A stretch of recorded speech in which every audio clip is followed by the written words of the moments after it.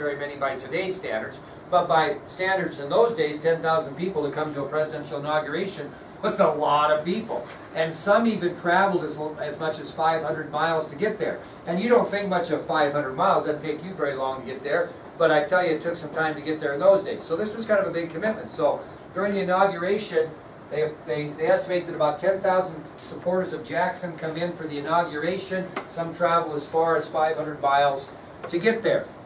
And after he's inaugurated, you wouldn't do this now, he has an open house in the White House. Anybody who wants to come to the White House and celebrate his victory and talk with him and whatever, could come. Anybody. Can you imagine that now? God, if you want to go watch the president speak, you have to have a double secret pass to get in there, you know what I mean? At this point it was just open her up and come if you want to, okay?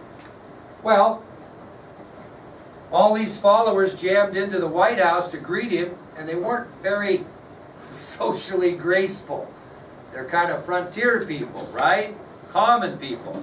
And things got a little bit out of control. And I'll give you 4 examples of what went on in the White House during his open house inauguration. First of all, men in muddy boots climbed on the chairs and tables. Didn't have a lot of couth, you know.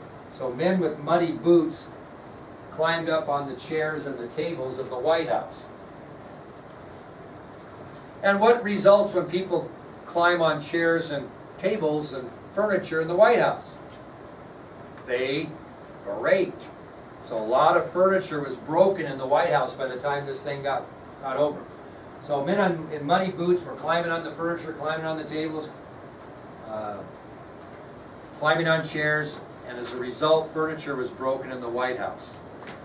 Trays of food, because of rambunctious activity, were knocked all over the White House, making a huge mess. So trays of food were knocked all over. When the thing was over, there was quite a mess. And people started talking politics a little bit or whatever and got into some disputes. So what happened, Tatum? They started fighting. There were fights breaking out all over in the White House and on the grounds surrounding the White House. And kiddos, it got so bad that they had to take President Jackson out of the White House physically and take him to a hotel for the night until everybody cleared out.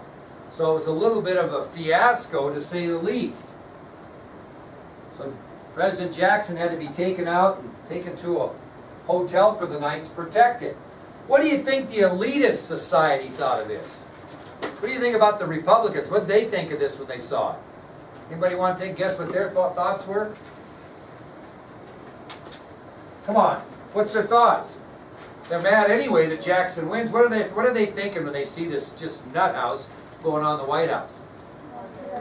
What kind of a country we're going to have with this new president? Is there going to be any law and order, or is King Bob going to rule?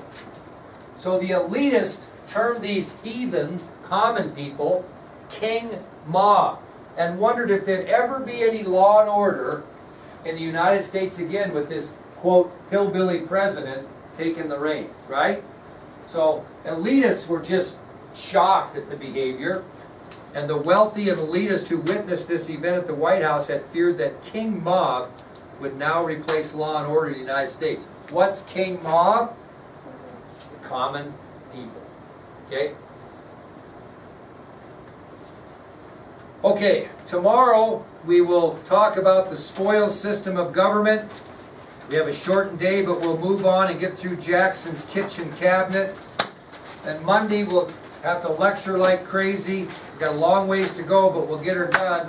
If we don't get it done by Tuesday before the final, I'll have to record it, and you will have to get it off of the lecture without being here. I'll be talking to myself on the lecture if we don't get it done. So when's our exam? Is it Thursday? Yeah, somebody. Is it Wednesday? Might be. So we have class Monday and we have class Tuesday, although the Tuesday is short and the test is... No, we have Wednesday class. We have Wednesday class. What time's our Wednesday class? Yeah, 8:30. And when's the test? 11:15. Okay, well, we'll get through one way or the other. This is an open note test, so we're not gonna need a review. But if we don't, if I don't think we're close Monday after class, then I will video record it and you'll have to get it off there for the test. Okay? Any questions at all? All righty.